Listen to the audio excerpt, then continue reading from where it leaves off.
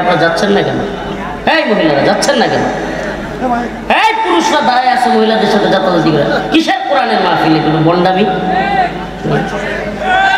আস্তে আস্তে আস্তে কোরআনের মাহফিলে মহিলারা পুরুষদের ভিতরে চাপাচাপি কইরা হুজুরে দেখতে আসছে, এই দেখার মধ্যে কোনো ফায়দা হবে? কোরআনের মাহফিলে আসলে কি ফরজ বিধান বাতিল হয়ে যায়? আল্লাহ তাআলা যেটা ফরজ করেছেন, যেটা হারাম করেছেন, সেগুলো কি কোরআনের মাহফিলে আসলে থাকে না চলে যায়? তাইলে আপনি শুনতে আসছেন ওয়াজ মাহফিল, আর এখানে এসে ফরজ তরফ করবেন। এই ওয়াজ মাহফিল এগুলা কি ফরজ না ওয়াজিব? ফরজ না ওয়াজিব না, সুন্নত না, সুন্নতের স্থানেও নাই, মুবাহ। করলে সওয়াব আছে, না করলে গুনাহ নাই। ওয়াজ মাহফিল করলে কি আছে? সওয়াব আছে, না করলে সেটা মুবাহ। এরকম একটা মুবাহ কাজের জন্য আল্লাহর ফরজ বিধান। আল্লাহ বলছে ওয়াকারনা ফি বুয়ুতিকুন্না ওয়ালা তাবাররাজনা তাবাররুজাল জাহিলিয়াতিল উলা।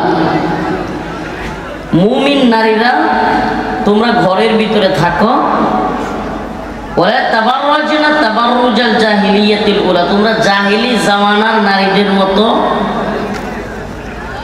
উলঙ্গ হয়ে রাস্তায় কিংবা বিভিন্ন জায়গায় ঘোরাঘুরি করিও না। তো এটা আল্লাহর আদেশ নাকি আদেশ না? তাইলে আল্লাহর আদেশ মাহফিলে এসে মানতে হবে, নাকি অমুক সেলিব্রিটি তথাকথিত ভাইরাল বক্তা আসছে, নাউজুবিল্লাহ, আল্লাহ এই ভাইরালিজম থেকে আমাদেরকে হেদায়েত দান করুক। এই তথাকথিত ভাইরালিজম সেলিব্রিটিজমের ধোঁকাবাজি থেকে আল্লাহ উম্মাহকে বাঁচায় রাখুক। আরো জোরে বলেন আমিন। বলেন না, এই সেলিব্রিটিজমের, এই ভাইরালিজমের ধোঁকাবাজি আল্লাহ না করুক। আমার কি ফায়দা হবে যদি আমি জাহান্নামের আসামি হয়ে যাই? আমি যদি আল্লাহর কাছে ক্ষমা না পাই, এই পরিচিতি, এই মানুষ চেনা, আমাকে দেখবার জন্য ধাক্কাধাক্কি, এটা কি লাভ হবে আমার? আল্লাহর সামনে তো সবাইকে দণ্ডায়মান হইতে হবে, তাও কি একা একা? ওখানে কোনো সুপারিশ চলবে না, কোনো নেতা তার কর্মী বাহিনী নিয়ে ঢুকতে পারবে না। আছে না যে কোনো জায়গায় নেতারা যাইতে না পারলে 200-500 সাঙ্গপাঙ্গ নিয়ে জোর করে ঢুকতে চায়, চলবে না।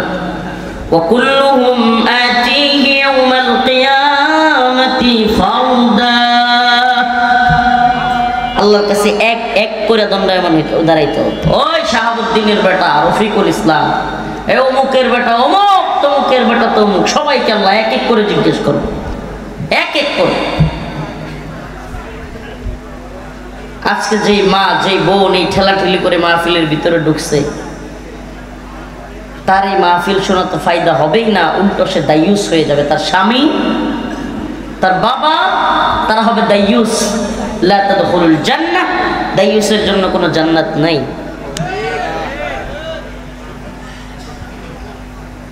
তাইলে এই মাহফিলে এসে লাভ হইল না ক্ষতি? বলেন না, লাভ হইল না ক্ষতি?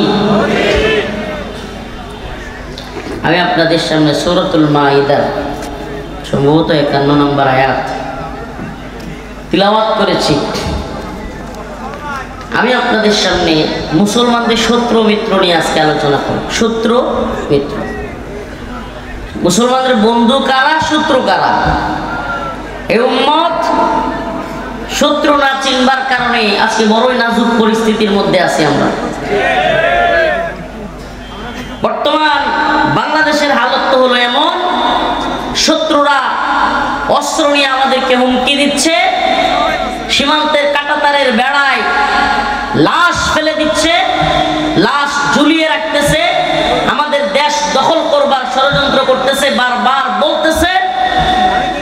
এমনকি বাংলাদেশের ভিতরেও হিন্দুত্ববাদী ভারতীয় ওদের প্রেতাত্মারা বাংলাদেশে বসেও আমাদেরকে হুমকি দিচ্ছে।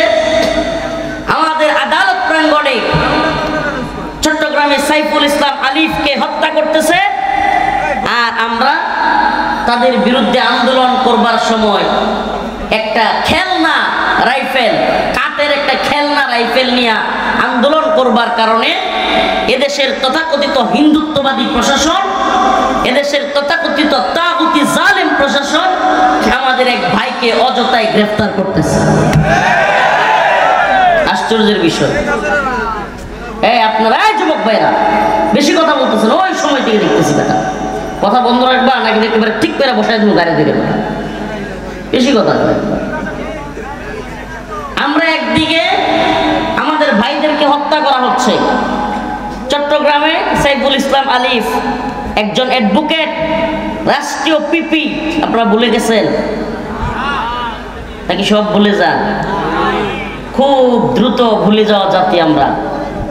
4.5 বছর নেতা বাটপারি, সিটারি, টেন্ডারবাজি, সাদাবাজি, রাস্তার সব কিছু মাইরা খায়া, স্কুল কলেজ ভার্সিটির এমনকি বাথরুমের কমরটা পর্যন্ত খায়া ফেলে। 4.5 বছর যাওয়ার পর ওই তফসিল ঘোষণার পরে একটা বড় গরু জবাই করে দেয়, আর এই বাঙালি চিৎকার করে কয় আমার নেতার চরিত্র ফুলের মতো পবিত্র। আবার কয় ঠিক। এটাই তো আমাদের চরিত্র। 4.5 বছর ধোঁকাবাজি, সাদাবাজি, টেন্ডারবাজি, মানুষের মাইরা খাওয়া, কথা না শুনলে মামলা দেয়া, কথা না শুনলে কমন একটা কাহিনী, কথা না শুনলে মামলা দেয়া, মানুষের উপর জুলুম করা, তার নিজস্ব বাহিনী তৈরি করা, বিভিন্ন রাস্তার, স্কুলের, ভার্সিটির বিভিন্ন জায়গায়, এমনকি মসজিদের ওই যে কমোড আছে না বাথরুমের, ওগুলো সহ খাইয়া ফেলে। ওগুলো তো আর খাইতে পারে না, ওগুলো টাকা খাইয়া ফেলে। খাইতে পারলে ওগুলো সাইটে খাইয়া ফেলতো। এত কিছুর পর ঠিক 3 মাস আগে তফসিল ঘোষণার আগে বড় করে 2টা গরু জবাই করবে, আর হলো কিছু পকেটে টাকা মাইরা দিবে। এই জনগণ 5 বছর কি হয়েছে না হয়েছে সব ভুলে গেছে। সে বলবে আমার তো কিছু করে নেই। আমরা ভুলা জাতি, নওয়াজবিল্লাহ।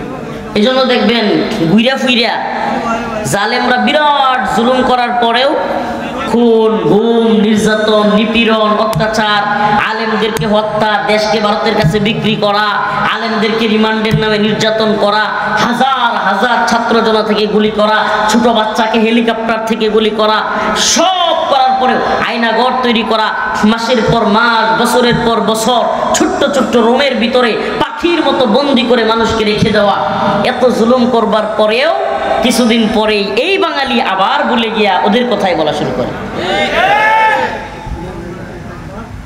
আস্তাগফিরুল্লাহ। প্রিয় ভাইরা আমার, বন্ধুগণ আমার, এই জন্য আমাদেরকে শত্রু মিত্র চেনা লাগবে। আমরা প্রকৃত শত্রু মিত্র যদি চিনতে না পারি, ভুলে যাই, তাইলে কিছুদিন পর পর জীবন দিতে থাকবো, ঝামেলা পোহাইতে থাকবো, ঝামেলা চলতেই থাকবে। হুজুর এগুলো শুনে আমাদের লাভ আছে? আপনাদের এদিকে বেশি চাষ হয় কি, ধান, আম নাকি কোনটা? ধান, মাছ? মাছ। তো হুজুর আমরা তো এত চিন্তা করে লাভ আছে, মাছের ঘের আছে, ঘের কয় না, ঘেরের মধ্যে মাছ চাষ করব, মাছ মারাবো, খাবো, ফুর্তি করব, মাঝে মাঝে প্রয়োজনে মাহফিলে আসবো। আপনাদের মতো বড় কি বলে পরিচিত ভাইরাল বক্তা আসলে আমরা হেদায়েতের জন্য আসবো না হুজুর, আসবো হইলো আপনাদের মতো এই তথাকথিত ভাইরাল বক্তা আসলে একটু দেখতে আসবো। নামাজ রোজা আমাদের তেমন এটা দরকার নেই, করিও না। এরপরে হইলো যদি গান বাজনা হয়, বড় ধরনের কোনো যাত্রা পালা হয়, এটা দিন না, এটা মাথার নিচেরটা দিন না, এগুলা দিন, দিলে এটা দিন। হ্যাঁ, এটাই না, তাই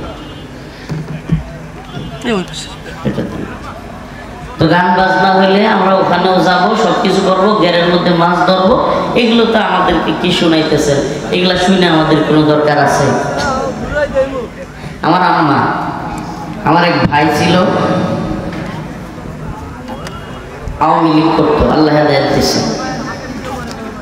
আমার এক ভাই কি করতো? আওয়ামী লীগ করতো, আল্লাহ হেদায়েত দিয়েছে, মুসলমান হয়েছে, আলহামদুলিল্লাহ। তো এখন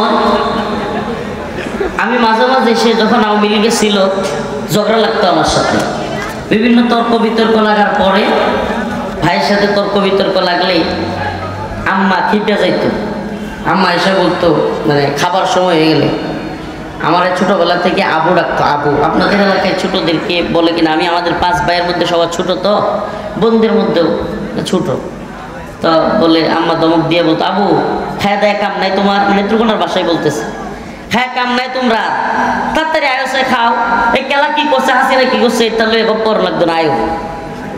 আমরা দুই ভাই ঝগড়া লাগতাম, বুঝতো যে ঝগড়ার লিমিট ক্রস হইলে পরে নিয়ে আবার ঝামেলা হয়, সেই লেগে আম্মা ধমক দিয়ে কইতো খায় খায় আপনার আয়োসে। এখন কয়েকদিন পর মনে করেন পানের দাম বেড়ে গেছে, পান আম্মা বিশাল পান খায়, মানে একবারে এমন অবস্থা যে সকাল থেকে দুপুর হয়ে গেছে ভাত খাওয়ার খবর নাই, খুঁজে খুঁজে ভাত খাওয়াইতে হয়, কিন্তু পান খাইয়া ফেলছে 8-10 বার, এমন অবস্থা আর কি। তো পানের দাম এখন ভাইয়ে পান আনছে অল্প, কাবু তোমার ভাইয়ে খালি পান কম আনে কে, পানের দাম বলি বিরাট বাড়ছে। আমি কইছি এখন এগুলো আমার করে জিজ্ঞেস করিও না, এই যে কয়েকদিন আগে রাজনীতির কথা কইছিলাম বলতে দিলাম না তো, এটার লেগে পানের দাম বাড়ছে। বাস্তবতা, জাতীয় আন্তর্জাতিক পরিস্থিতির সাথে আপনার পানের দাম মাছের দামেরও কিন্তু সম্পর্ক আছে না নাই? রাষ্ট্রের পরিস্থিতির সাথে আপনার মাছের দামেরও কি আছে? তাইলে যে জনতা সচেতন না, সে দুনিয়াবি ভাবেও শত্রু মিত্র না চেনার কারণে দুনিয়াবি ভাবেও লাঞ্ছিত হয়, দুনিয়াবি ভাবেও ক্ষতিগ্রস্ত হয়, আখিরাতেও তার ক্ষতিগ্রস্ত। তাইলে আমাদেরকে শত্রু মিত্র চিনতে হবে কি হবে না? আমাদের ভাই সাইফুল ইসলাম আলিফকে হত্যা করছে, ভুলে গেলে চলবে? চট্টগ্রামের দিনে দুপুরে একজন রাষ্ট্রীয় উকিল, এই আঙ্কেল এই যে এই ধরনের হাতি ঘোড়া যেগুলোর হাত পা বোঝা যায়, এই সমস্ত প্রাণীর ছবি বা প্রাণীর মূর্তি পুতুল এগুলো বাচ্চাদেরকে কিনে দিবেন না। কি করবেন না? আমাদের বাচ্চাদেরকে এখন থেকে ছোটবেলা থেকে মুসলিমদের বাচ্চাদেরকে মূর্তিবিহীন সংস্কৃতির শিক্ষা দিতে হবে, নাইলে এরা আবার আওয়ামী লীগের মতো নিজের বাপ দাদার মূর্তি বানাবে। ঠিকই ঠিক না? আমাদেরকে মূর্তি বিরোধী হইতে হবে। আমাদের নবী ইব্রাহিম আলাইহিস সালাম মূর্তি বিরোধী ছিলেন, ভাস্কর্য বিরোধী ছিলেন। এই ভাস্কর্যের নামে বলেন, মূর্তির নামে বলেন, আমাদের নবী সরদারে দো আলম মুহাম্মদ আরবি সাল্লাল্লাহু আলাইহি ওয়াসাল্লাম মূর্তি বিরোধী ছিলেন। কাবার ভিতরে থাকা সমস্ত মূর্তিগুলো ভেঙে ফেলেছিলেন। ইব্রাহিম আলাইহিস সালাম সমস্ত মূর্তি ভেঙে ফেলেছিলেন। আমাদের চেতনা মূর্তি ভাঙার চেতনা। আমাদের চেতনা কি? মূর্তি ভাঙার চেতনা। এই জন্য 5 আগস্ট আসতে দেরি হয় নাই, 16 মিনিট যাইতে পারে নাই। 16 বছরে যেই মূর্তি মুজিবের বানাইছিল 16 মিনিট যাইতে পারে নাই, কল্লা ধরে মারছে টান, মূর্তি হয়ে গেছে খান খান। এটা আমাদের ঐতিহ্য, এটা আমাদের ইতিহাস, এটাই আমাদের চেতনা। ইব্রাহিমের চেতনা কি? মূর্তি গড়ার, মূর্তি তৈরি করার চেতনা নাকি মূর্তি ভাঙার চেতনা? আমাদের চেতনা হলো মূর্তি ভাঙবার চেতনা। আমরা মূর্তিকে ভাঙবো, কখনোই মূর্তি বানাবো। আমাদেরকে একটা তত্ত্ব দিই, উলামায়ে কেরাম এখানে আছেন, প্রয়োজনে যাদের জানা নাই জেনে নেবেন। ইসলামী শরিয়া, ইসলামী খিলাফার অধীনস্থ রাষ্ট্রে যদি হিন্দু ধর্মাবলম্বীরাও থাকে, সনাতন ধর্মাবলম্বীরাও থাকে, তারাও তাদের ধর্ম পালন করতে পারবে, কিন্তু ডাকডুল পিটায়া রাস্তাঘাটে এই হই হুল্লোড় কইরা করতে পারবে না। নিজেদের অঙ্গনে, নিজেদের গণ্ডির ভিতরে রাইখা আবার নতুন নতুন সংস্করণে, নতুন নতুন পূজার নতুন নতুন সিস্টেম চালু করতে পারবে না। এটা যেমনিভাবে ওদের ধর্মে নাই, আমাদের ধর্মে নাই। অতএব যেখানে ইসলামী শরিয়া ধর্মীয় তোমাকে তোমার ইবাদতের সুযোগ দিবে, কিন্তু ডাকডুল পিটায়া বাহিরে না, তাইলে নিজেরা আবার কিভাবে মূর্তি বানাইতে পারি? নিজেরা আবার কিভাবে মূর্তি বানাইতে পারি? নাউজুবিল্লাহ। আল্লাহ তাআলা হেদায়েত দান করুন, বলে আমিন। ইয়া আইয়ুহাল্লাযীনা আমানু লা তাত্তাখিযুল ইয়াহুদা ওয়ান নাসারা আউলিয়া বা'দুহুম আউলিয়া বা'দ ওয়া মান ইয়াতাওয়াল্লাহুম মিনকুম ফাইন্নাহু মিনহুম ইন্নাল্লাহা লা ইয়াহদিল কওমাজ যালিমিন। ও প্রিয় যশোরবাসী, ও কেশবপুরের মুসলমান, আমার আজকের আলোচনা আপনাদের সম্মুখে এজন্যই এই বিষয়ের আলোকপাত করার প্রয়োজনীয়তা বোধ করছি। আমাদের বর্তমান বাংলাদেশ, বিশেষ করে উপমহাদেশ, মুসলিম অধ্যুষিত এই বঙ্গ, এই মুসলিম বঙ্গে আগামী 3 থেকে 4 মাস খুব ভয়াবহ পরিস্থিতি হবে। আমাদের পার্শ্ববর্তী দেশ ভারত বাঙালি মুসলিমদের দমন পীড়ন নিপীড়নের জন্য তাদের দেশের ভিতরে কাশ্মীর সহ অন্যান্য ভূখণ্ডের মুসলমানদেরকে যেইভাবে নির্যাতন নিপীড়ন করতেছে, এদের চাওয়া হলো বাংলাদেশেও মুসলমানদেরকে নির্যাতন নিপীড়ন করে স্টিম রোলার চালিয়ে আলেমদেরকে ইসলামকে আঘাত করে, আলেমদেরকে ইসলামকে এখানে দাঁড়াতে না দিয়ে এদেশে আবারও তাদের সেবাদাস, তাদের কৃতদাস কিংবা কোনো কৃতদাসী, তাদের গোলাম কোনো সরকারকে বসানো, তাদের এই প্ল্যানিং প্রায় চূড়ান্ত। তারা এখনো স্বপ্ন দেখে বাংলাদেশে আবারও আধিপত্য বিস্তার করে তাদের একজন কৃতদাস সেবাদাস সরকার বসিয়ে আমাদেরকে গোলামি করাবে। কিন্তু আমরা মুসলমান, আমাদের একমাত্র রবকে, আমরা কার গোলাম? চিৎকার করে বলেন, আমরা কার গোলাম? আমরা একমাত্র আল্লাহর গোলামি করি। আমরা ভারতের গোলামি করি না, আমরা আমেরিকার গোলামি করি না, আমরা মহান রবের গোলামি করি। আল্লাহ রাব্বুল আলামিন সুস্পষ্ট কোরআনে কারীমের মধ্যে বলেছেন, ইয়া আইয়ুহাল্লাযীনা আমানু লা তাত্তাখিযুল ইয়াহুদ, হে ঈমানদাররা, লা তাত্তাখিযুল ইয়াহুদ ওয়ান নাসারা আউলিয়া, হে ঈমানদাররা তোমরা ইহুদি এবং খ্রিস্টানদেরকে বন্ধু বানায়ো না। কি করিও না? ইহুদি খ্রিস্টানদেরকে বন্ধু বানায়ো না। এবার আসেন, বর্তমান পৃথিবীতে ইহুদিদের একটা রাষ্ট্র, যদিও এটা এদের রাষ্ট্র নাই, এরা দখল করেছে জালিমের দল, নাম হলো ইসরায়েল। নাম কি? আমি আপনাদের সামনে প্রশ্ন করতে চাই, গোটা পৃথিবীতে সবচাইতে বেশি মুসলমানদের উপর নির্যাতন করতেছে যারা, এরা কি এই ইসরায়েল? হা নাকি না? ইসরায়েল নির্যাতন করতেছে না করতেছে না? আল্লাহ তাআলা বলছে যে ইহুদিরা হলো মুসলমানদের, মুমিনদের শত্রু। তাইলে মিলায় নেন, ইহুদিরা শত্রু নাকি বন্ধু? এখন বাংলাদেশের কোন দল যদি ইহুদিদেরকে বন্ধু মনে করে, তাইলে তারা কি আল্লাহর কথা মানলো? বলেন, মানলো? যদি খ্রিস্টানদেরকে বন্ধু মনে করে, পুরা ইউরোপ, পুরা পশ্চিম সবটাই হলো খ্রিস্টান। ইউরোপের কোন রাষ্ট্রকে যদি বাংলাদেশের কোন দল কিংবা সরকার বন্ধু মনে করে, Germany, France, Netherland, Spain, Italy কিংবা ইংল্যান্ড, যুক্তরাষ্ট্র, যুক্তরাজ্য, এগুলোর কোনোটাকে, এই কানাডা, আমেরিকা, মুসলমানরা যদি, মুসলমানদের দেশগুলো যদি বন্ধু মনে করে, আল্লাহ বলেন এরা তোমাদের বন্ধু নয়, বাদুহুম আউলিয়াউ বাদ, এরা নিজেরা নিজেদের বন্ধু। এরা নিজেরা কি? কার কথা বলেন না, কার কথা? আসেন এবার মিলাই। ইসরায়েল যে এত জুলুম করতেছে ফিলিস্তিনের মুসলমানদের পক্ষে, আমেরিকার সমর্থন আছে না নাই? খালি সমর্থন নাকি অস্ত্র দেয়, টাকাও দেয়, গোলা বারুদ দেয়, ট্যাঙ্ক দেয়, মিসাইল দেয়, জঙ্গি বিমান দেয়, ড্রোন দেয়, অ্যাটাকিং হেলিকপ্টার দেয়, দেয় কি দেয় না? তাইলে বোঝা গেল ইসরায়েল যদি মুসলমানের শত্রু হয়, আমেরিকাও মুসলমানের শত্রু। আমাদের কথা কি বুঝে আসতেছে? যদি সাম্প্রতিক এই কথাগুলো না বুঝেন, আগামীর বাংলাদেশও বুঝবেন না, আগামীর আলোচনাও বুঝবেন না।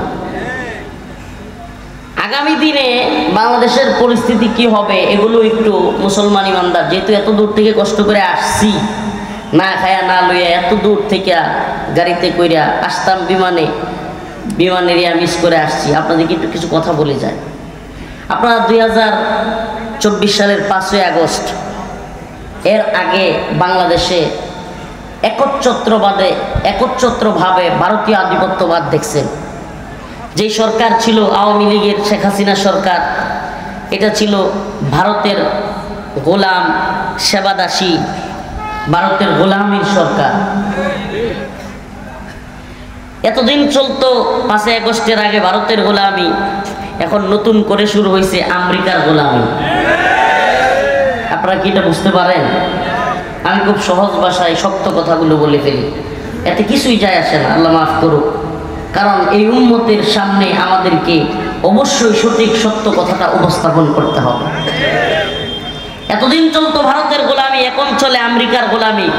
এজন্য আমি প্রায় প্রোগ্রামে বলে থাকি, গোলাম চেঞ্জ হয়েছে, মনিব চেঞ্জ হয়েছে, প্রভু চেঞ্জ হয়েছে, কিন্তু গোলামগুলো চেঞ্জ হয় নাই, একই রয়ে গেছে। বাংলাদেশের রাজনৈতিক দলগুলোর গোলামি চামচামি এখনো চলছে। মনিব চেঞ্জ হয়েছে, ভারত থেকে মনিব আমেরিকার দিকে গেছে, না জানি আল্লাহ, না জানে আল্লাহ ভালো জানে সামনে কোন দিকে চলে যায় প্রভু। রাশিয়া এদেশের কোনো কোনো রাজনৈতিক দলের মনিব প্রভু হইল রাশিয়া, কোনোটার চীন, কোনোটার আমেরিকা, কোনোটার ভারত। নাউজুবিল্লাহ। এদেশের তথাকথিত দেশপ্রেমিক ধ্বজাধারী স্লোগানধারী রাজনৈতিক নেতারা, এরা আল্লাহর কোরআন অবমাননা হইলে প্রতিবাদ জানাইতে পারে না। এরা আল্লাহর কোরআনকে পায়ের নিচে রাইখে লাথি মারলে নাউজুবিল্লাহ, আল্লাহর কোরআনকে ছিঁড়া লাথি দিয়া ফেসবুকে ভিডিও আপলোড দিলে এদের চেতনা জাগ্রত হয় না, এরা কোনো প্রতিবাদ জানাতে পারে না। এদেশে আল্লাহর রসুলকে নিয়ে কটূক্তি করলে এরা কোনো প্রতিবাদ জানাইতে পারে না। এদেশের মধ্যে ইসকন আমাদের ভাই আলিফকে হত্যা করলে এদের কোনো শক্ত আওয়াজ দেখা যায় না। ধরবার জন্য, মামলা করবার জন্য এদের কোনো প্রচেষ্টা দেখা যায় না। এদেশে ইসকনের সন্ত্রাসীরা একজন আলেমকে গুম করে পায়ে হাতে বেঁধে তারপরে সীমান্তের কাছাকাছি নিয়ে ফেলে দিলে, কুড়িগ্রামে নিয়ে কিংবা পঞ্চগড়ে নিয়ে ফেলে দিলেও এদেশ গরম হয় না, গ্রেফতার হয় না।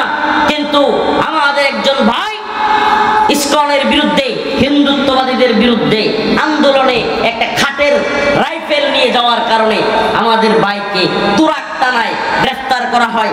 জানতে মনে চাই, ভারতের গোলামি 5ই আগস্টের আগে করেছ ও হিন্দুত্ববাদী দালালের প্রশাসনেরা, এখনো যদি হিন্দুত্ববাদের দালালি করো, তোমাদের বাপ-দাদাদের যে পরিণত হয়েছে 5ই আগস্টের পরিণতি আবার তোমাদেরকে ভোগ করতে হবে। বাংলার জমিনে হিন্দুত্ববাদীদের আগ্রাসন থাকতে দেওয়া হবে না ইনশাআল্লাহ। এদেশের জমিন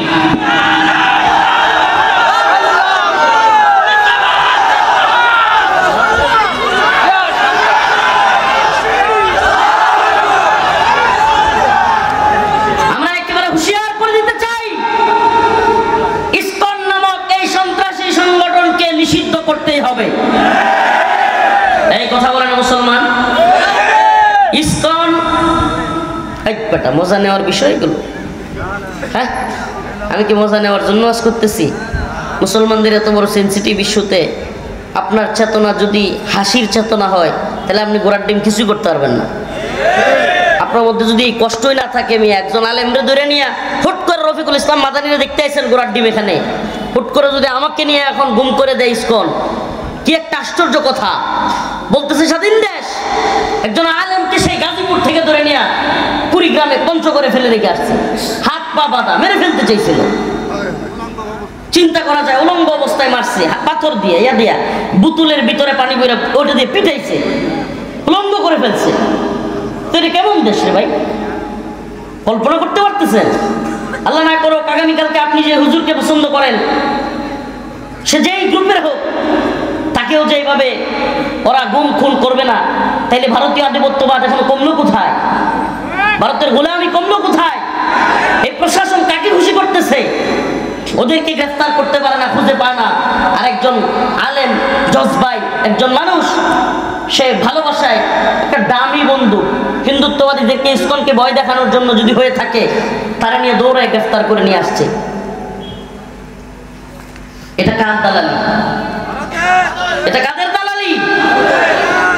ভারতের দালালি। যারা করেছিল 5ই আগস্টে তাদের পরিণতি কি এরা দেখে নাই? এখনো যদি কেউ ভারতের দালালি করে, শুধু ভারতের দালালি না, যদি কেউ আমেরিকার দালালি করে, এদেশে একসময় স্লোগান ছিল পিন্ডি না ঢাকা, মুরব্বীরা বলতে পারবে। পাকিস্তানের সাথে যুদ্ধের সময় রাওয়ালপিন্ডি পাকিস্তানের একটা অঞ্চলের নাম, ওই সময় ঢাকার রাজপথে স্লোগান হইতো পিন্ডি না ঢাকা। এখনকার এই জেনজি প্রজন্ম, এই প্রজন্ম এটা বলতে পারবে না, আমরাও তো ইতিহাস পড়ে জানছি, ইতিহাস থেকে জানছি। পিন্ডি না, মুরব্বীরা বলতে পারবেন স্লোগান হইতো কি হইতো না। এরপরে এই প্রজন্মের স্লোগান পাল্টে গেছে। কেন? এক সময় 71 পরবর্তী কিংবা 71-এর সময় এদেশ পাকিস্তানের জুলুম চলতেছিল, এজন্য স্লোগান হয়েছিল পিন্ডি না ঢাকা, মানে পাকিস্তানের একটা জায়গার নাম রাওয়ালপিন্ডি, যে আমরা পিন্ডির গোলামি চাই না, আমরা ঢাকা স্বাধীন হয়ে বাঁচতে চাই, এজন্য স্লোগান হয়েছিল পিন্ডি না ঢাকা। এরপরে শুরু হলো দিল্লির গোলামি, 71-এর পর থেকে শুরু হলো কি? দিল্লির গোলামি। দিল্লির গোলামি শুধু আওয়ামী লীগ করে নাই, 71 পরবর্তী সময়ে 2024-এর 5ই আগস্টের আগ পর্যন্ত যত দল ক্ষমতায় ছিল, কোন দল ভারতের কথা ছাড়া উঠতে বসতে পারে নাই, সবগুলো ভারতের কথায় উঠছে আর বসছে। এটা ছিল রিয়েলিটি। তো তখন স্লোগান কি হয়েছে? দিল্লি না, সামনে স্লোগান হবে, লিখে রাখেন, লিখে রাখেন। আমি ছোট্ট মানুষ বললাম, স্লোগান পাল্টে যাচ্ছে, অচিরেই স্লোগান হবে ওয়াশিংটন না ঢাকা। স্লোগান পাল্টে যাবে, কারণ গোলামি তো শুরু হয়ে গেছে ওয়াশিংটনে। সন্ত্রাস বিরোধী আইনের নামে, জঙ্গিবাদের নামে আলেমদেরকে গ্রেফতার করা হয়, আর এদিকে ইসকন অস্ত্র নিয়ে মহড়া দেয়। ইসকন প্রকাশ্যে দিবালুকে একজন অ্যাডভোকেটকে হত্যা করে। এদেশে 13 বছরের শিশু আশামণিকে গাজীপুরে হিন্দুরা 3-4 জন মিলে সংঘবদ্ধভাবে ধর্ষণ করে, আর দেশের পুলিশ সেই দর্শকদের পক্ষে বিবৃতি দেয়। প্রিয় ভাইরা আমার, বন্ধুগণ আমার, এদেরকে দেখলে মনে হয় এরা যেন ভারতের গোলামি করতেই পছন্দ করে। এরা কাদের গোলামি করতে পছন্দ করে? আর এদেশে সবচাইতে বেশি রয়ের পারপাস সার্ভ করে যেই ইউনিট, যেই শাখা, এটা হলো মিডিয়া শাখা। এই মিডিয়া, এই কুখ্যাত মিডিয়া, এই দাজ্জালি মিডিয়া, আমি মেইনস্ট্রিম মিডিয়ার কথা বলছি। ইউটিউবাররা তো মিডিয়ার একটা ছোট্ট পার্ট, এরা তো এই ইউটিউবাররা তো ওয়াজ মাহফিলে আসে, এদের বিষয় বলছি না। মেইনস্ট্রিম মিডিয়া যেটা, এদেশের টিভি চ্যানেলগুলো কিংবা এদেশের যেগুলোকে বলা হয় মেইনস্ট্রিম, এরা কি করে?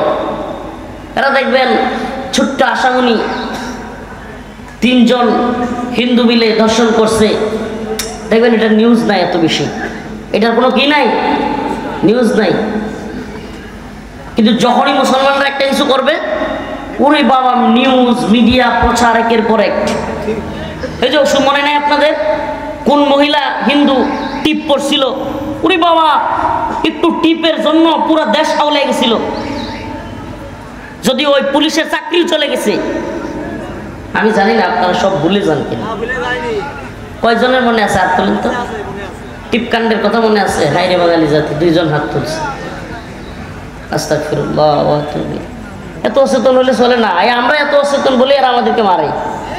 সচেতন থাকতে হবে, নাইলে প্রত্যেকটা আঘাতের পাল্টা আঘাত দিবেন কেমনে? বুঝলেন? আমাদেরকে একটা আঘাত করলে ওদেরকে আমরা পাল্টা আঘাত করবো, এটা আমার মুখের কথা নয়, এটা আল্লাহ বলছে। ইন্নাল্লাহা আশতারা মিনাল মুমিনিনা আনফুসাহুম ওয়া আমওয়ালাহুম বিআন্না লাহুমুল জান্নাহ ইউকাতিলুনা ফি সাবিলিল্লাহ ফায়াকতুলুনা ওয়া ইউকতালুন। তোমরা মারো এবং মরো, আগে মারো তারপরে মরো, খাইলা মরার কথা বলে দেয় আল্লাহ তাআলা। খালি মায়ের খাওয়ার কথা বলে, মায়ের খাওয়া যেমন সুন্নত, মায়ের দেওয়াও সুন্নত। কাফের মুশরিকদের শুধু আঘাত খাওয়া যাবে? বলেন, আঘাত খাওয়া যাবে? শুধু আঘাত খাওয়া যাবে না, মাইর খাইতে খালি চাই এই কথা আর বলবেন না। বুক পেতে দেব, উন্মুক্ত বুকে যত আঘাত করতে পারো। আমাদের ওই যে রংপুরের আবু সাইদের মতো বুক পাইতে দেব গুলি করতে না, আমরা এত বুক পাতবো না। যদি আমাদেরকে মারতে আসে হিন্দুত্ববাদী ভারত, পুলিশের ঢাকা মহানগর ডিএমপির কমিশনারের কথা আমার খুব ভালো লাগছে। আজকে দেখলাম মিডিয়াতে বলতেছে যে যদি পার্শ্ববর্তী কোনো দেশ আমাদের উপর হস্তক্ষেপ করে যুদ্ধ বেঁচে যাবে এবং আমরা সেই যুদ্ধের জন্য তৈরি আছি। কথাটা খুব ভালো লাগছে আমার। জানি না, আল্লাহ মাফ করো, হালাল হারাম কিংবা হারামের মিশ্রণ থাকা এই অফিসাররা দেশের জন্য, ইসলামের জন্য, এই উম্মার জন্য, এই ভূমির জন্য কতটুকু লড়াই করবে। কিন্তু আমরা তো অসচেতন হয়ে গেলে চলবে না। আপনারা তো সীমান্ত অঞ্চলের মানুষ, ভারতীয় সীমান্ত অঞ্চলের একটা এলাকা যশোর, আমরাও সীমান্ত অঞ্চলের মানুষ, নেত্রকোনা। খুব সতর্ক থাকতে হবে মুসলমান। কথাগুলো খুব মনোযোগ দিয়ে শুনবেন। হুজুর আজকে এই কথাগুলো কেন বলতেছেন?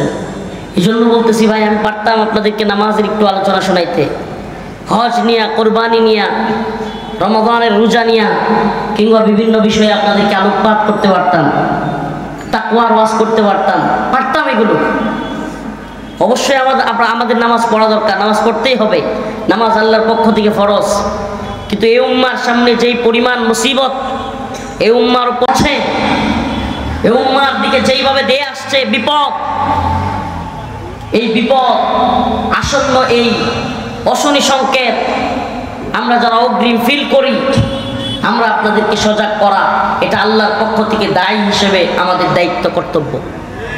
আমাদের কি দায়ী? দায়ী, তার দায়িত্ব। যে দিনের দায়ী তার অবশ্যই দায়িত্ব এবং কর্তব্য হলো এই উম্মার মাঝে এই চেতনাকে জাগ্রত করা। দেখুন আল্লাহ পাক বলতেছে, আমি রফিকুল ইসলাম মাদানীর কথা শুনবার দরকার নাই। আল্লাহ রাব্বুল আলামিন বলতেছে, লাতাজিদান্না আশাদ্দান নাস আদাওয়াতাল লিল্লাযিনা আমানুল ইয়াহুদ ওয়াল্লাযিনা আশরাকু। লাতাজিদান্না আশাদ্দান নাস, মানুষদের মধ্য থেকে অবশ্যই তোমরা পাবে শত্রু হিসেবে, মুসলমানদের কঠিন শত্রু হিসেবে মানুষদের মধ্য থেকে তোমরা পাবে আদাওয়াতাল লিল্লাযিনা আমানুল ইয়াহুদ ওয়াল্লাযিনা আশরাকু। প্রথমেই পাবে ইহুদিদেরকে, এরপরে পাবে মুশরিকদেরকে। আমাকে বলেন, আপনি উদারতার নামে, আন্তধর্মীয় সংলাপের নামে, ইন্টারফেইথের নামে, সকল ধর্ম বর্ণ নির্বিশেষে, লিঙ্গ বৈষম্য নির্বিশেষে একত্রে বসবাসের নামে আপনি উদারতার সবক আমাদেরকে দিবেন। আমি বলি, দেখুন আপনার আমার চাইতে আপনার রব উদারতা কম জানেন না। উদারতা উনি কম জানেন। আল্লাহ যদি উদারতা কম জানেন, তাইলে আল্লাহ পাক কেন বললেন লাতাজিদান্না আশাদ্দান নাস, নাউযুবিল্লাহ, লাতাজিদান্না আশাদ্দান নাস আদাওয়াতাল লিল্লাযিনা আমানুল ইয়াহুদ ওয়াল্লাযিনা আশরাকু। আমার আল্লাহ অবশ্যই উদারতা কম জানেন না, আমার আল্লাহর মানবতার অভাব নাই। এজন্য বললাম নাউযুবিল্লাহ, এটা কখনো সম্ভব না। আমার আল্লাহ উদারতা বুঝেন, আমার আল্লাহ মানবাধিকার জানেন, কিন্তু আমার আল্লাহ এও জানেন তিনি যাদেরকে সৃষ্টি করেছেন তাদের চরিত্র কার কেমন। আমার আল্লাহ এও জানেন। এজন্য আল্লাহ বলছেন লাতাজিদান্না আশাদ্দান নাস, মানুষদের মধ্যে থেকে তোমরা কঠিন শত্রু হিসেবে পাবে, কঠিন শত্রু হিসেবে পাবে আদাওয়াতান, শত্রুতার ব্যাপারে। আল ইয়াহুদ ওয়াল্লাযিনা আশরাকু, প্রথমেই পাবে ইহুদিদেরকে, প্রথমেই কাদেরকে পাওয়া যাবে? এরপরে মুশরিকদেরকে। মিলায় নেন ও যশোর কেশবপুরের মুসলমান, মিলায় নেন। গোটা পৃথিবীতে মুসলিম উম্মাহ আজ যে নির্যাতন নিপীড়ন হচ্ছে, একটা ফিলিস্তিনে আর একটা কাশ্মীরে, এক জায়গায় ইহুদিরা আর এক জায়গায় মুশরিকরা। দেখছেন? তাইলে আল্লাহ তাআলা যে বলছে ইহুদিরাও মুসলমানদের শত্রু, মুশরিকরাও মুসলমানদের শত্রু। আমরা বলি আমরা উদার। আমরা কোথায় উদার? একজন অমুসলিম অসুস্থ হয়েছে, তাকে চিকিৎসা দেন, কোনো সমস্যা নাই। একজন অমুসলিম রাস্তায় চোখে দেখে না, তাকে হাত ধরে রাস্তা পার করে দেন, কোনো সমস্যা নাই। কিন্তু সাবধান, তার ধর্মীয় কোনো উপাসনালয়ে, ধর্মীয় পূজা অর্চনার মধ্যে, তার ধর্মীয় ইবাদতের মধ্যে কখনোই শরীক হবেন না। একটু লবণ দিয়েও যদি শরীক হন, শুভেচ্ছা জানায়ও যদি শরীক হন, ঈমান থাকবে। কথা ভালোভাবে বুঝবেন, কথা ভালোভাবে বুঝবেন। অসুস্থ হয়ে গেছে কোনো মহিলা, সনাতন ধর্মের হইতে পারে, হিন্দু ধর্মের হইতে পারে, বৌদ্ধ, খ্রিস্টান, মারমা, চাকমা, বার্মা, মণিপুরি, যা মন চাই হইতে পারে। তাকে অসুস্থ হয়ে গেছে, চিকিৎসা দেন। প্রয়োজনে চিকিৎসার জন্য টাকা দরকার হলে, হেল্প করা লাগলে দেন। রাস্তা পার হইতে পারতেছে না বৃদ্ধ মানুষ, ভিন্ন ধর্মের, পার করে দেন। আপনার পরিচিত কোনো সনাতন ধর্মী বা ভিন্ন ধর্মাবলম্বী, তার হঠাৎ করে রাত্রে গাড়ি লাগবে কিংবা সে বিপদে পড়ছে, তাকে উদ্ধার করেন, এটা উদারতা আছে। এই উদারতা ইসলাম শিক্ষা দেয়। কেন? এই আপনার উদারতা দেখে, আপনার চরিত্র দেখে, আপনার ব্যবহার দেখে সেই ব্যক্তি মুসলমান হওয়ার সম্ভাবনা আছে। কিন্তু কখনোই পূজার মধ্যে নাউজুবিল্লাহ আমার রবের সাথে শিরিক হয়। আমার রব আল্লাহ, যিনি আমাকে খাওয়ান, আমাকে পালেন, আমার রিজিক দাতা, আমার পালন কর্তা, আমার সব কিছু যিনি দেন, এই বাতাস, এই পানি, সব কিছু যিনি আমাকে দেন বাঁচার জন্য, সে আল্লাহর সাথে শিরিক হচ্ছে।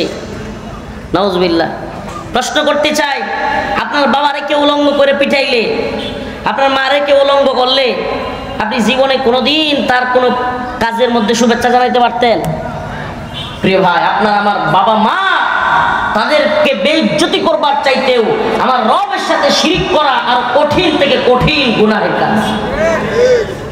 তাইলে আমার রবের সাথে শিরিক হয়, আমার রবকে শরিক করা হয়, এমন কাজে শুভেচ্ছা জানানো কিংবা তাদের পূজায় শরিক হওয়া, তাদের পূজার মধ্যে গিয়া পাহারার নামে তবারক খাওয়া, নাউজুবিল্লাহ, ওই যে কি কয় এটিরে পূজার মধ্যে প্রসাদ খাওয়া, নাউজুবিল্লাহ, ইমান থাকবে?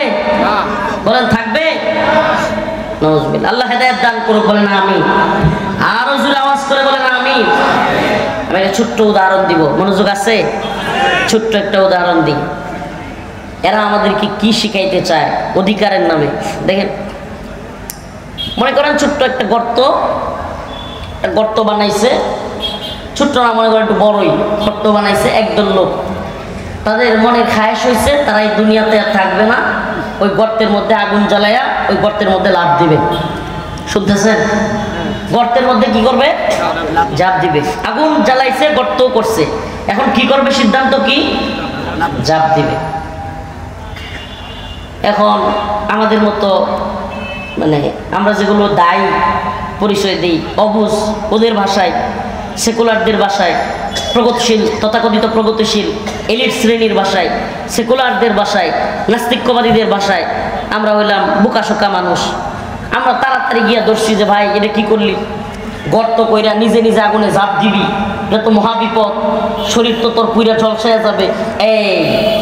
এই পর্যায়ে আসছে তৃতীয় শ্রেণী, ওই যে এলিট, প্রগতিশীল, তথাকথিত সুশীল, সেকুলার, নাস্তিক দৌড়ে আসছে, দেখছো দেখছো দেখছো, এই হুজুররা মৌলবাদী, এই হুজুররা মানবাধিকার বুঝে না, বাক স্বাধীনতা বুঝে না, তারা তাদের এটা অধিকার, তারা আগুনে ঝাঁপ দিবে নাকি পানিতে ঝাঁপ দিবে, এটা তাদের ব্যাপার, এটা তাদের অধিকার, এটা তাদের বাক স্বাধীনতা।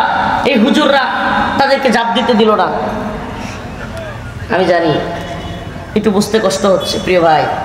আমার আপনাদের কাছে প্রশ্ন, যশোরের মুসলমান, যেহেতু এই এলাকা আমি যতদূর জানি যশোর হিন্দু অধ্যুষিত এলাকা, কিংবা এখানেও সনাতন ধর্মী বা অন্য ধর্মাবলম্বী লোক আছে অনেক। আমার প্রশ্ন, যারা কিনা ইসলাম ব্যতীত অন্য ধর্মে বিশ্বাসী, ইসলাম কি বলে, কোরআন কি বলে, তারা কোথায় যাবে? জান্নাতে না জাহান্নামে? এই কথা বলেন, কোথায় যাবে? তাহলে জাহান্নামে আগুন আছে না নাই? তাহলে আমি মুসলিম, আমি জানি আমার রব বলেছেন ইন্নাল্লাযীনা আমানু ওয়া আমিলুস সালিহাত কানাত লাহুম জান্নাতুল ফিরদাউসি নুজুলা। যে ব্যক্তি ঈমান এনেছে এবং নেক আমল করেছে সে যাবে জান্নাতে। সে কোথায় যাবে? ইন্নাল্লাযীনা আমানু ওয়া আমিলুস সালিহাত কানাত লাহুম জান্নাতুল ফিরদাউসি নুজুলা। আবার অন্য এক আয়াতে আল্লাহ বলেন ইন্নাল্লাযীনা কাফারু মিন আহলিল কিতাব ওয়াল মুশরিকিন ফি নারি জাহান্নাম।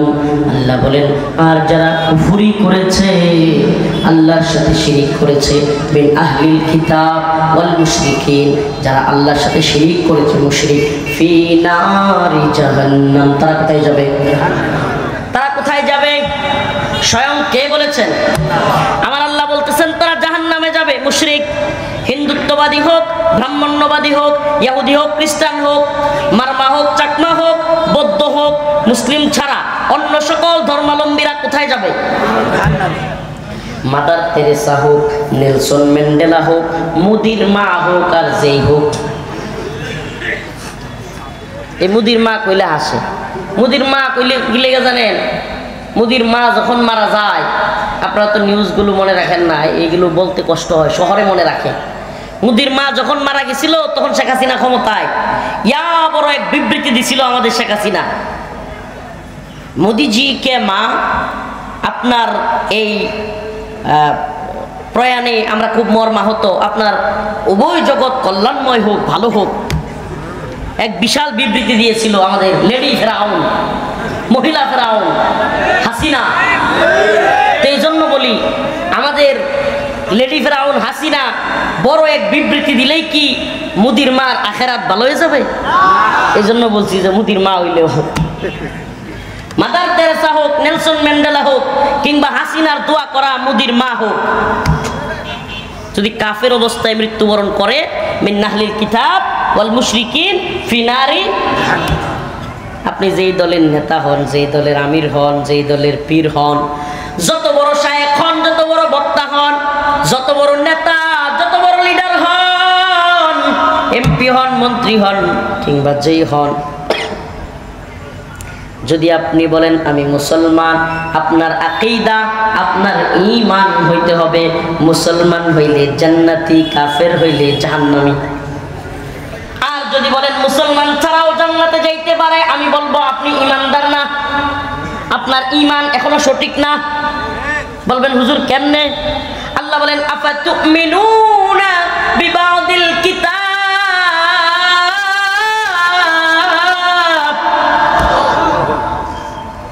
ওয়া তাকফুরুনা বিবাদ ফামা জাযাউ মান ইয়াফআলু যালিকা মিনকুম ইল্লা খিজিয়ুন ফিল হায়াতিদ দুনিয়া ওয়া ইয়াউমাল কিয়ামাতি ইয়ারদুনা ইলা আশাদ্দিল আযাব। আল্লাহ বলেন আফাতুমিনুনা বিবাদিল কিতাব, তোমরা কি এই কিতাবের কিছু অংশের উপর ঈমান এনেছো? ওয়া তাকফুরুনা বিবাদ, আর কিছু অংশের উপর ঈমান আনলা না। তোমরা কি ইন্নাল্লাযীনা আমানু ওয়া আমিলুস সলিহাত কানাত লাহুম জান্নাতুল ফিরদাউস, এই আয়াতের উপর ঈমান আনলা? যারা নেক আমল করে ঈমানদার, এটা কিন্তু সবাই জানে, যারা নেক আমল করে ঈমানদার, এরা কোথায় যাবে? এই কথা কিন্তু আওয়ামী লীগ, বিএনপি, ছাত্রলীগ, যুবলীগ, ছাত্রদল, যুবদল, স্বেচ্ছাসেবক দল, অমুক দল, তমুক দল, জামাত, জমিয়ত, হেফাজত, চরমোনাই সবাই মানে। কিন্তু কিছু কিছু লোকের আকীদা এমন, এরা যেন বলতে চায়, এদের কার্যকলাপে মনে হয় এমন যে কাফের হইলেও অনেক মানুষ ভালো কাজ করলে মনে হয় জান্নাতে যাবে। নাউজুবিল্লাহ বলে, কাফের হইয়া জান্নাতে যাওয়ার কোনো সুযোগ আছে? ওই যে উদাহরণ দিলাম, একদল লোক বড় একটা গর্ত করছে, আবার আগুনের মধ্যে ঝাঁপ দেওয়ার নিয়ত করছে। ওই আগুনের মধ্যে ঝাঁপ দিতে গেছে আর একদল মোল্লা মৌলবী হুজুররা তাদেরকে থামাইছে, ভাই কি করো, কি করো, কোথায় ঝাঁপ দাও, মইরা যাবা তো, জলসে যাবে তো। এখন ওই সুশীল তথাকথিত প্রগতিশীল এলিট সেকুলার নাস্তিক আসছে, আইসা বলতেছে হুজুর ছাড়েন ছাড়েন ছাড়েন, ঝাঁপ দিতে দেন, এটা বাক স্বাধীনতা, এটা অধিকার, আপনি তার অধিকার থামানোর কে? এদের বক্তব্য হলো আমি, আপনি, আমরা কোনো কিছু করতে পারবেন না এটা বলার অধিকার রাখি না, কারণ যার যেটা মনে চায় করবে, আপনার মনে না চাইলে আপনি করবেন না। আপনি ভালো মানুষ, আপনি ভালো থাকেন, আপনার যেটা ভালো লাগে অন্যের সেটা ভালো নাও লাগতে পারে, আপনার যেটা ভালো লাগে না অন্যের সেটা ভালো লাগতেও পারে। মানে দেখেন যুক্তি, যাদের নাস্তিকবাদীদের যুক্তিগুলো হলো এরকম, বুঝছেন না? নাস্তিকবাদীদের যুক্তি হলো কেউ কাউকে আটকাইতে পারবে না কোনো বিষয়ে। কেন? কারণ যার যেটা ভালো লাগে সে সেটা করবে। যার নাউজুবিল্লাহ, যার সিনেমা দেখতে ভালো লাগে সে সিনেমা দেখবে, আপনার নামাজ পড়তে ভালো লাগে আপনি নামাজ পড়েন, আপনার রোজা রাখতে ভালো লাগে আপনি রোজা রাখেন, যার রোজার দিনে ও গান বেহায়া গান ছাড়তে ভালো লাগে, মহিলা নিয়ে নাচানাচি করতে ভালো লাগে, সিগারেট খাইতে ভালো লাগে, মদ খাইতে ভালো লাগে, সে সেটা করবে। আপনি বাধা দেওয়ার কে? যদি বলেন আপনি মুসলমান তাহলে ঠিক আছে, আপনি বিশ্বাস করেন আখেরাতে গেলে বিচার ফাইসালা হবে, তারও বিচার হবে আপনারও বিচার হবে, তাইলে তারটা তারে করতে দেন। দেখছেন যুক্তি? নাউজুবিল্লাহ বলবেন না, যুক্তি দেখছেন? এই নাস্তিকবাদীদের যুক্তি। কিন্তু বাস্তবতা কি? এটা কি সহজ যে কাউকে কিছু বলা যাবে না, এভাবে চলতে থাকবে? তাইলে আমার প্রশ্ন, একই বাড়িতে একই ফ্ল্যাটে একটা রুমের ভিতরে আলাদা আলাদা রুম ভাড়াটিয়া থাকে কি থাকে না?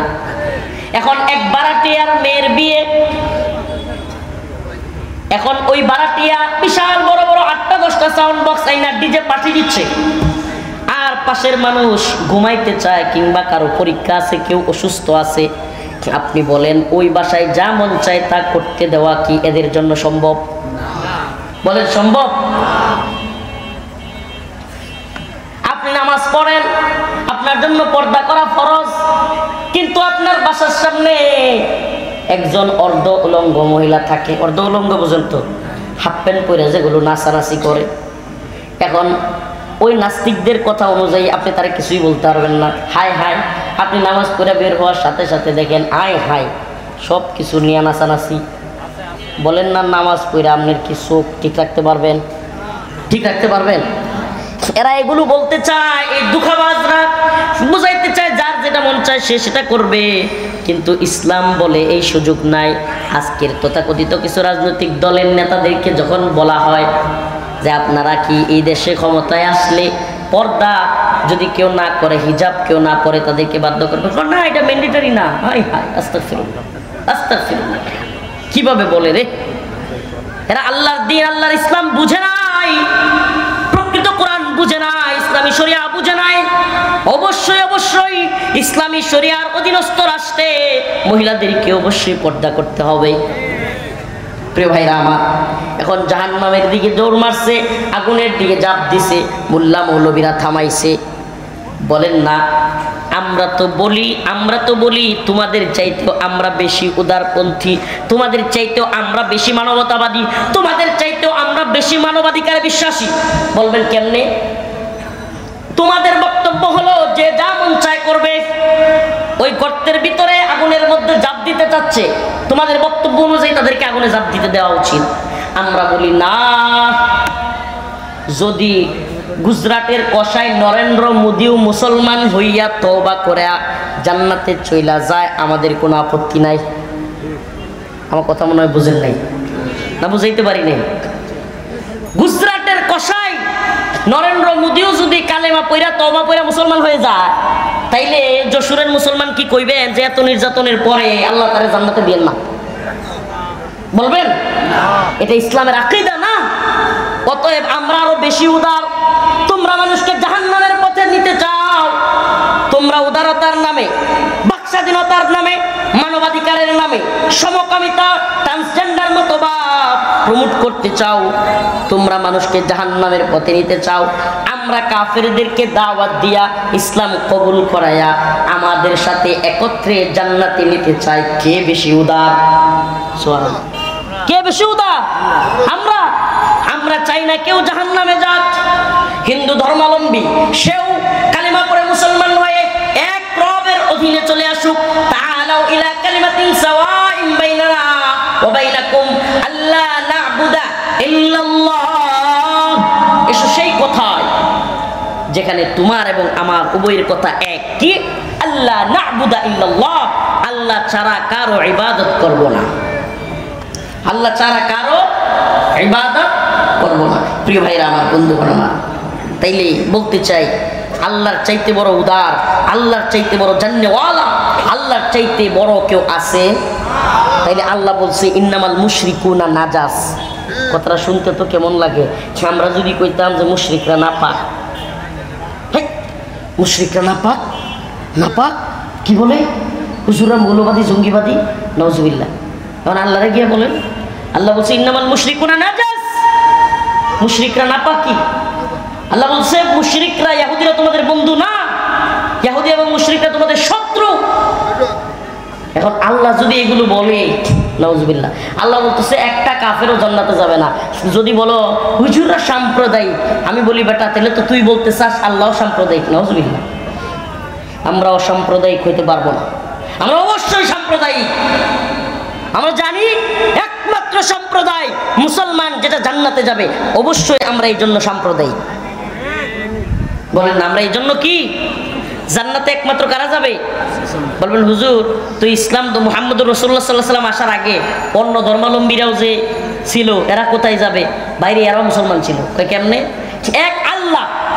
আদম আলাইহিস সালাম তারও কালিমা ছিল লা ইলাহা ইল্লাল্লাহ। নূহ আলাইহিস সালাম কালিমা ছিল লা ইলাহা ইল্লাল্লাহ। মুসা আলাইহিস সালাম কালিমা ছিল লা ইলাহা ইল্লাল্লাহ। একটু হালকা রাসূলদের সাথে পরিবর্তন হয়েছে, মূল অংশে পরিবর্তন হয় নাই। কালিমার মধ্যে ওই অংশ যেটা রিসালাত নিয়ে যিনি এসেছিলেন, নবুয়ত নিয়ে যিনি এসেছিলেন, যেমন লা ইলাহা ইল্লাল্লাহ ইব্রাহিম খলিলুল্লাহ, লা ইলাহা ইল্লাল্লাহ মুসা কালিমুল্লাহ, লা ইলাহা ইল্লাল্লাহ ঈসা রূহুল্লাহ, লা ইলাহা ইল্লাল্লাহ মুহাম্মাদুর রাসূলুল্লাহ সাল্লাল্লাহু আলাইহি ওয়াসাল্লাম। তার মানে লা ইলাহা ইল্লাল্লাহ সবসময় ছিল। ওই লা ইলাহা ইল্লাল্লাহ আল্লাহ ছাড়া কোনো মাবুদ নাই, এই কথার উপর যাদের ঈমান ছিল তারা সকলেই কি মুসলমান? তারা সকলেই কি মুসলমান? ইব্রাহিম আলাইহিস সালামকে প্রশ্ন করা হয়েছিল, তিনিও বলেছিল আমি মুসলিম। সুবহানাল্লাহ। তার মানে বোঝা যায় একমাত্র কারা জান্নাতে যাবে? বলেন না, কারা জান্নাতে যাবে? মুসলিম হয়ে কবরে যেতে চান কে কে? হাত তুলেন। হুজুর আমরা তো সবাই মুসলমান, তো মুসলিম হয়ে কবরে যেতাম মানে? শুনেন, আল্লাহ রসুল হাদিসের মধ্যে বলেছেন, কষ্ট হইতেছে হাত তুলতে? আচ্ছা না, আল্লাহ রসুল হাদিসের মধ্যে বলেছেন যে শেষ জামানায় সকালবেলায় ইমানদার হয়ে ঘর থেকে বের হবে, বিকেলে বেঈমান হয়ে ঘরে ঢুকবে। আমার মনে হয় এই জামানাটা কিয়ামতের পরে আসবে। হ্যাঁ, জামানা এটা কিয়ামতের পরে আসবে না আইসা গেছে? হ্যাঁ, সকালবেলায় মসজিদে যায়, বিকালবেলায় মন্দিরে। কথা কয় না? সকালবেলায় আল্লাহরে রাজি খুশি করে, বিকালবেলায় গিয়া দুর্গারে রাজি খুশি করে। অবস্থা তৈরি হয়েছে না হয় নাই? কখনো তো খেলা দেখেনি নাই, বুটটা আয়ুক না। হ্যাঁ, মন্দিরে গিয়ে প্রয়োজনে গীতা পাঠ করে এলাম, বাইবেল পাঠ করে এলাম, প্রয়োজনে বুটটা আসুক না সামনে, দেখবেন নে, প্রয়োজনে জয় শ্রীরাম নমো নমো শুরু করে দেব। নাউজুবিল্লাহ বলবেন না? তাইলে রসুল যে বলেছে সকালবেলায় ইমানদার, বিকালবেলায় কাফের হয়ে যাবে, এগুলোর আলামত পাচ্ছেন তো? এই আলামত, এই অবস্থা কি কিয়ামতের আগে আসবে না পরে? বলেন আগে না পরে? আল্লাহ রসুল বলেছেন সাহাবায়ে কেরামের সামনে, ও আমার সাহাবারা, এমন একটা জামানা আসবে যেই জামানায় মুসলমানদেরকে হত্যা করবার জন্য সমস্ত কাফেররা এমনভাবে ঐক্যবদ্ধ হবে, একসাথে দস্তরখান বিছায়া একজন আরেকজনকে যেমন আমরা ডাকি না, এই খাইতে আসেন একসাথে খাই, তেমনি ভাবে মুসলমানদেরকে হত্যা করবার জন্য কাফেররা সকলকে ডাইকা একত্র হবে, আসো আসো। সাহাবায়ে কেরাম প্রশ্ন করলো, ইয়া রাসূলুল্লাহ, তখন কি মুসলমানদের সংখ্যা কম হবে? আল্লাহ রসুল বললেন না, মুসলমানদের সংখ্যা অনেক হবে, কিন্তু তারা নদীর যেমন ভাসমান ওই যে ফেনা আছে না, ফেনা, নদীর ভাসমান ফেনা, কিংবা ওই যে আমাদের নেত্রকোনায় বলে জারমনি, কর্কটা, এগুলোর মতো হবে ভাসমান। আপনাদের এলাকায় কি কয়? গেজার, শাওলা, গেজার, একটা ওইলি। আচ্ছা, আর দরকার নেই তো, এগুলো বুঝছেন তো? এগুলো আর মতো হবে। আল্লাহ রসুল সাল্লাল্লাহু আলাইহি সাল্লাম বললেন এদের কোনো শক্তি থাকবে না, এরা নিজেদের প্রতি আত্মবিশ্বাস থাকবে না, এদেরকে হত্যা করবার জন্য সকলেই একমত হবে, এমনকি মুনাফিক সম্প্রদায় একমত হবে। দেখেন না, আমেরিকা ইহুদিদের পক্ষে, ইসরায়েলের পক্ষে, এখন পাকিস্তানের মুনাফিক শাসক আর জেনারেলরাও, এই শাহবাজ শরীফ এবং পাকিস্তানের জেনারেলরাও এই আমেরিকার পক্ষে। আফগানিস্তানে মুসলমানদের উপর আক্রমণ করে, যুদ্ধবিরতি লঙ্ঘন করে মুসলমানদের উপর অ্যাটাক করে। আবার কি একটা দল ফিলিস্তিনের পক্ষে স্লোগান দিছে, এই দলের উপর গুলি করতেছে। নাউজুবিল্লাহ বলবেন না? ডোনাল্ড ট্রাম্পের কথায় নাচে। জানি এই কথাগুলো গ্রাম বাংলায় অনেক কষ্ট হয়ে যাচ্ছে। ও মুসলমান, আখের একটা কথা বলে যায়, এই যে জনস্রোত, এই জনস্রোতকে আমাদেরকে কাজে লাগাইতে হবে। এটা শুধু মাহফিলের প্যান্ডেলে নয়, মসজিদেও যেতে হবে। রাজি আছেন ইনশাআল্লাহ? কে কে ইনশাআল্লাহ আজকে থেকে নিয়ত করেন যে আজকে থেকে ইনশাআল্লাহ আমরা নামাজ ছাড়বো না? হাত তুলেন। লিল্লাহি তাকবীর, নারায়ে তাকবীর। আল্লাহ, আমি তওবা করিতেছি, আজকে থেকে নামাজ ছাড়বো না।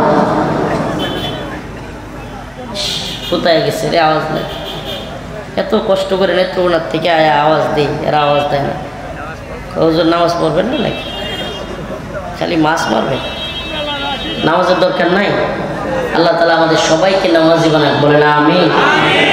তৈরি থাকবেন, যদি ডাক আসে, আস্তে আস্তে বলতেছি, শরীর আর কোলাইতেছে না, কিন্তু যদি ডাক আসে ইনশাআল্লাহ কোনো হিন্দুত্ববাদী ব্রাহ্মণ্যবাদী তাগুতি শক্তির বিরুদ্ধে যদি ময়দানে ঝাঁপায় পড়তে হয়, রাজি আছেন তো ইনশাআল্লাহ? উলামায়ে কেরাম ডাক দিলে লাব্বাইক বলে ইনশাআল্লাহ ময়দানে নামবেন তো ইনশাআল্লাহ? আমরা কোনো হিন্দুত্ববাদীদেরকে ভয় করি না, আমেরিকাকে, ইসরায়েলকে, ভারতকে ভয় করি না। আমরা একমাত্র ভয় করি, একমাত্র গোলামি করি। চিৎকার করে বলেন আল্লাহ, একমাত্র আপনার ইবাদত করি। লা তাত্তাখিযুল ইয়াহুদ ওয়ান নাসারা আউলিয়া, আল্লাহ বলছেন এরা ইহুদি খ্রিস্টানরা তোমাদের বন্ধু না, বাদুহুম আউলিয়া ও বাদ, এরা নিজেরা নিজেদের বন্ধু। আল্লাহ বলছেন ওয়ামাইয়াতাওয়াল্লাহুম মিনকুম ফাইন্নাহু মিনহুম। আল্লাহ বলছেন তোমাদের মধ্যে হাসিনা, তোমাদের মধ্যে শাহবাজ শরীফ, কিংবা তোমাদের মধ্যে ডক্টর মোহাম্মদ ইউনূস যদি কেউ তাদের সাথে পীড়িত করে, বন্ধুত্ব করে, আল্লাহর কথা এটা, ওয়ামাইয়াতাওয়াল্লাহুম মিনকুম ফাইন্নাহু মিনহুম, তাইলে সে তোমাদের দলের কেউ না, সে ওই ইহুদি খ্রিস্টানদের দলের লোক, সে মুশরিকদের দলের লোক। এটা কার কথা? আল্লাহর কথা। আল্লাহ বলছে ওয়ামাইয়াতাওয়াল্লাহুম মিনকুম ফাইন্নাহু মিনহুম, তোমাদের মধ্য থেকে শেখ হাসিনা, তোমাদের মধ্য থেকে যে কেউ, শাহবাজ শরীফ কিংবা আরও কেউ যদি তাদের সাথে সম্পর্ক তৈরি করে, ইহুদি খ্রিস্টান হিন্দু মুশরিক এদের সাথে এমন সম্পর্ক যে দেশের বিরুদ্ধে যাব প্রয়োজনে, কিন্তু ওদের গোলামি করব, তাইলে বুঝবা এরা তোমাদের লোক ছিল না, এরা তোমাদের লোক না, এরা হলো তাদের সম্প্রদায়ের লোক, এরা ইমানদার নয়। আল্লাহ এদেরকে হেদায়েত দান করুন। আর হুজুর বলেন আমিন। আর যদি কেউ ইমানের কথা চিন্তা করে, দেশের কথা, জাতির কথা চিন্তা করে, উম্মার কল্যাণে চিন্তা করে, সে অবশ্যই অবশ্যই ইমানদার। আল্লাহ তাআলা আমাদের সবাইকে ইমানদার হিসেবে শত্রু মিত্র চিনে কবরে যাওয়ার তৌফিক দান করুক, বলেন আমিন। ওয়া আখিরু দাওয়ানা আনিল হামদুলিল্লাহি রাব্বিল আলামিন। আসসালামু আলাইকুম ওয়া রাহমাতুল্লাহি ওয়া বারাকাতুহু। সকলে দোয়া চাই। অসুস্থ হয়ে যাবো মনে হইতেছে, আজকে যেই জার্নি করছি, সবাই একটু দোয়া করবেন, খাস করে আমাদের জন্য দোয়া করবেন, এই দেশ জাতির জন্য, এই উম্মতের জন্য।